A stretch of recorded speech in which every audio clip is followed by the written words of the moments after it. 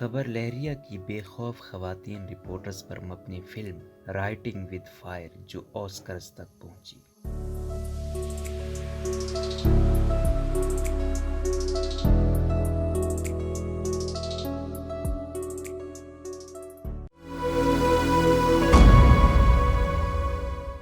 گیتا پانڈے کے مطابق Jane Campion کی film power of the dog اس سال اکیڈمی ایوارڈز میں 12 نامزدگیوں کے ساتھ سر فہرست ہے، لیکن انڈیا اپنے مقامی ہیروز کی کہانی کی پذیرائی پر خوشی سے پھولے نہیں سما رہا۔ وہ ڈاکومنٹری فیچر کیٹیگری میں اس پر آسکر کا خواہاں ہے۔ رائٹنگ ود فائر خواتین پر مشتمل نیوز سروس خبر لہریہ کی بہادر عورتوں کی ایک کہانی ہے جس کے ایڈیٹرز اور رپورٹرز زیادہ تر پسماندہ طبقوں، دلت، مسلمان اور قبائلی برادریوں سے تعلق رکھتی ہیں۔ اس فلم نے گزشتہ سال سنڈاس فلم فیسٹیول میں 2 ایوارڈ جیتے تھے، تاہم اسے ابھی تک انڈیا میں نہیں دکھایا گیا۔ رائٹنگ ود فائر پر فلم نقادوں نے بہت اچھے تبصرے لکھے ہیں۔ اخبار واشنگٹن پوسٹ نے تو اسے اب تک کی شاید سب سے زیادہ متاثر جرنلزم یعنی صحافت کی فلم کہا ہے۔ اس طرح کی تعریف کی وجہ سے انڈیا میں بھی اس کے متعلق دلچسپی بڑھی ہے۔ 20 سال قبل شمالی ریاست اتر پردیش کے پسماندہ علاقے بندل کھنڈ میں شروع ہونے والا سنگل شیٹ یعنی ایک صفحے اخبار خبر لہریہ مکمل طور پر ڈیجیٹل ہو چکا ہے اور اس کی یوٹیوب پر 50 لاکھ سے زیادہ سبسکرائبر ہیں اور اوسطاً 1 کروڑ افراد اسے ماہانہ دیکھتے ہیں۔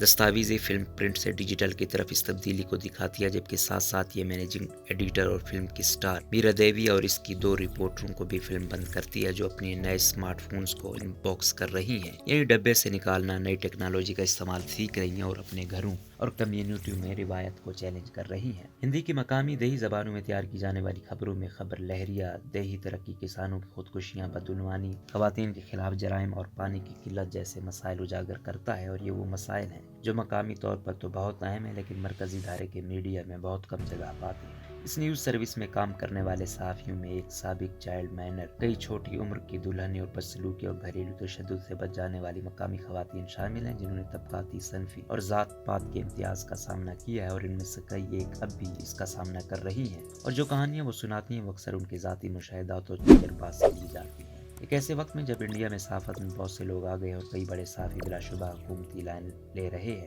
رائٹنگ ود فائر کے لیے آسکر کی نامزدگی نے ان خواتین پر روشنی ڈالی ہے جو طاقتور کے سامنے سچ بولنے کی ہمت رکھتی ہیں اور پولیس اور پدرشاہی نظام کے صوبے داروں سے غیر آرام دہ سوالات پوچھتی ہیں۔ لیکن 27 مارچ کو لاس اینجلس میں ایوارڈ کی تقریب سے صرف 1 ہفتہ قبل میڈیا گروپ نے دستاویزی فلم سے خود کو دور کر لیا۔ انہوں نے فلم سازوں پر اس کی کہانی کو مسخ کرنے کا الزام لگایا جس کی فلم ساز تردید کرتے ہیں۔ خبر لہریہ نے اپنی سائٹ پر ایک بیان میں کہا کہ فلم نے غلط طریقے سے ان کے صحافیوں کو ریاست کی حکمراں جماعت بھارتیہ جنتا پارٹی کی جانب سے سخت گیر ہندوتوا کی سیاست پر توجہ مرکوز کرتے ہوئے دکھایا۔ انہوں نے اس بات پر اصرار کیا کہ 2 دہائیوں کے دوران انہوں نے بہت سی جماعتوں پر رپورٹس کی ہیں اور جب انہوں نے جو کہا وہ نہیں کیا تو ان سب کو آئینہ دکھایا ہے۔ خبر لہریہ کی کمیونیکیشن ٹیم کی سرشتی مہرا نے BBC کو بتایا کہ فلم ہمارے 20 سالہ سفر کے ایک اہم وقت کو سمیٹتی ہے اور آسکر ایک بڑا مرحلہ ہے اور اس نے ہمیں عالمی توجہ دلائی ہے، لیکن یہ ہمارے سفر کا صرف ایک چھوٹا سا حصہ ہے اور کبھی کبھار جزوی کہانیاں پوری کہانی کو مسخ کر دیتی ہیں۔ میرا کہتی ہیں کہ آسکرز کی روشنی سے دور خبر لہریہ کے رپورٹرز کے لیے زندگی کا کاروبار اسی طرح چل رہا ہے جو سب کرنے میں مصروف ہیں جو وہ بہتر کرتے ہیں، پرانی طرز کی بنیادی روایتی صحافت۔ گزشتہ ہفتے میں نے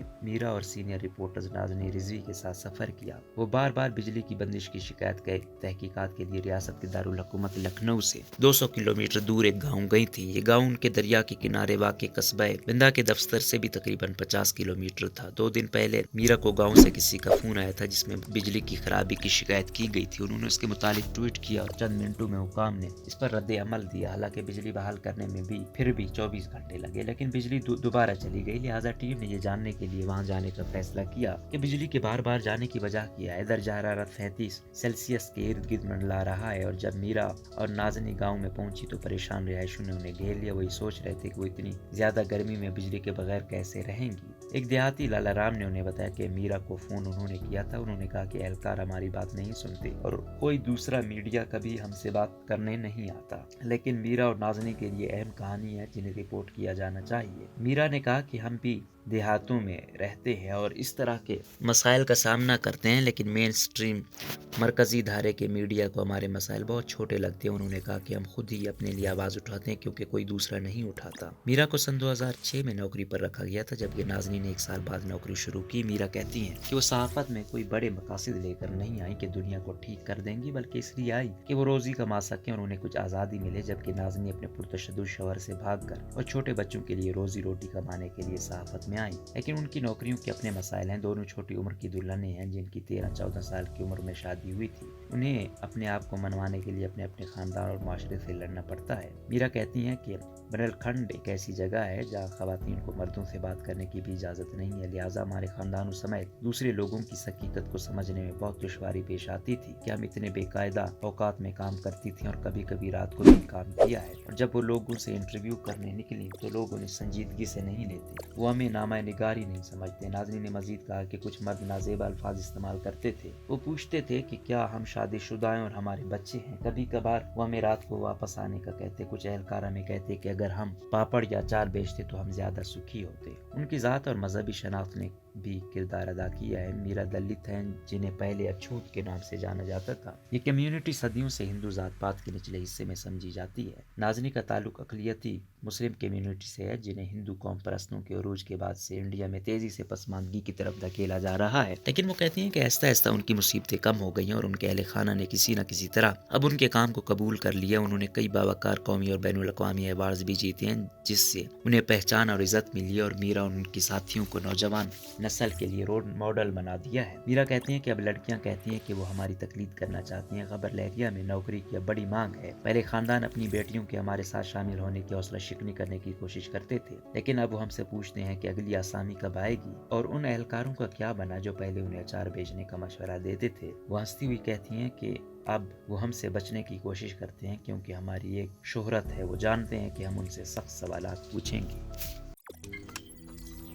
रोजनामा कुदरत की वीडियो देखने के लिए अभी YouTube चैनल पर सब्सक्राइब करें और बेल आइकन पर भी क्लिक करें।